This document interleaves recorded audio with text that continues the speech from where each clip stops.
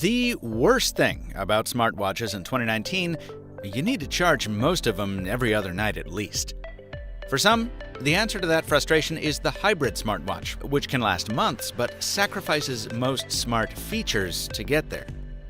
Walking the line between the two is the Huawei Watch GT, a wearable with a big, beautiful display that lasts about 2 weeks between charges.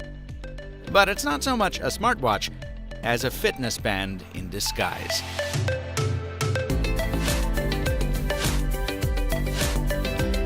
Huawei hasn't built a truly striking smartwatch since its inaugural offering in 2015, but the Watch GT is the best-looking one since then.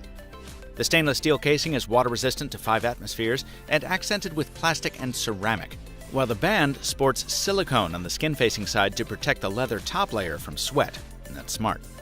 The display is a bright 1.4-inch AMOLED panel with rich colors and high pixel density, and it's this element, more than any other, that gives the impression of a full smartwatch. See, you can scroll between watch faces, swipe in for settings and apps, and you get notifications from your connected iPhone or Android with a buzz on your wrist. At a glance, it looks like a typical Wear OS smartwatch. But instead of going with Google's wearable platform, Huawei built its own. It calls it Light OS, and light it is. It only takes a few seconds of scrolling to see just how jittery the animations can be. There's none of the fluidity you see in a modern Wear OS or Samsung wearable, to say nothing of the Apple Watch. The notifications are bare bones. Most of them have the same nondescript blue bubble, so at a glance it's tough to tell which app a message is coming from. There's also no word wrapping, so words just kind of flow from one line to the next. It makes it hard to read. And you can't respond, archive, or really do anything else with notifications. In order to make sure you get those notifications from an Android phone, the companion app has to keep a service running, which necessitates this persistent notification up top. Probably worst of all is the lack of customization, or any prospects of such.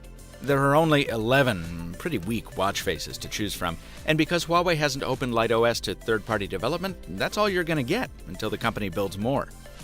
Same goes for the app situation. You're left with what's installed on the watch and what Huawei might want to give you in the future. And back on the hardware side for a second, there's no NFC, there's no Wi-Fi, and there's no speaker or microphone. So what does it do well besides the battery life? Fitness tracking. There's continuous heart rate monitoring, and step tracking during my month-long review period was accurate using my Motive Ring and Wear OS devices as a cross-reference. It's fun to scrub through last week and see where CES happened. Always lots of walking at trade shows. And the few wintertime power walks I tracked using the built-in GPS back here in Boston, they were accurately mapped as well. I do prefer hibernating to exercising during the winter though, and here's where the excellent battery life comes in again. Not needing to charge every night means the Watch GT can track my sleep instead. And not just how much sleep I'm getting, but the quality of that sleep, based on movement and heart rate. As I said at the top, great sleep and exercise tracking make the Huawei Watch GT more fitness tracker than smartwatch, no matter how it looks. And 2 weeks of battery life is an amazing accomplishment. But if a fitness tracker is what you want, I still think you should buy a Fitbit. At press time, Fitbit's Versa is on sale for $179, making it $30 to $50 cheaper than the Huawei Watch GT. The Fitbit Versa lasts 4 to 6 days between charges, not 2 weeks, but still respectable. And if a smartwatch is what you're looking for, well, Samsung, Apple, and Google may only give you about 2 days between charges, but they offer many more features, hardware options, and most importantly, huge ecosystems full of apps and watch faces. The Huawei Watch GT will satisfy a niche of those looking for a basic wearable or fitness folks who want their tracker to look like a watch. But squeezed as it is on all sides by competitors who do everything but battery life better, I think it's kind of a tough sell at this time. Thanks for sticking to the end, my friends. The long wait between videos will come to an end as we barrel into 2019. CES and a couple pieces of car content slowed my schedule down, but that just means we have a fun backlog to get through as the mobile tech season spins up. Please subscribe so you don't miss those future videos. Follow me on Instagram, where I'm never quiet, at @MrMobile. And as always, thanks for watching, and stay mobile, my friends.